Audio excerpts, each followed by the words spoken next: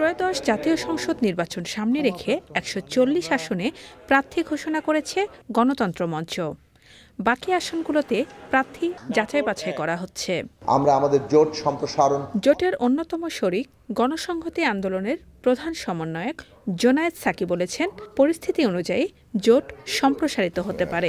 গণতান্ত্রিক রাজনৈতিক ব্যবস্থার ক্ষেত্রে অঙ্গীকারাবদ্ধ এরকম রাজনৈতিক দলের সাথে আমাদের জোট আর একটু সম্প্রসারিত হতেও পারে।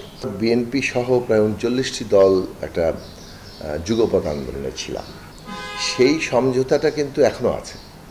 ফলে বিএনপির দিক থেকে সবসময় একটা আহ্বান ছিল যে এই যুগপৎ আন্দোলনের যে সমঝোতাটা আমরা করেছি এবং আছি, সেটা আসলে কি নির্বাচনের ক্ষেত্রেও কিভাবে কার্যকর থাকবে, নির্বাচন পরে তাদের প্রস্তাব ছিল একটা জাতীয় সরকারের প্রশ্ন ইত্যাদি।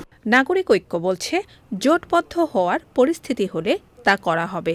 প্রার্থীর তালিকা প্রকাশ নিজেদের প্রস্তুতিরই একটি অংশ।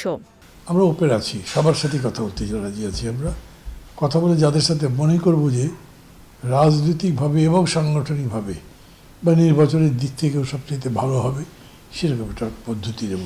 আমরা একাই করবো এরকম কথা ভাবছি না। আমরা জোটবদ্ধ হতে পারলে জোটবদ্ধ হব।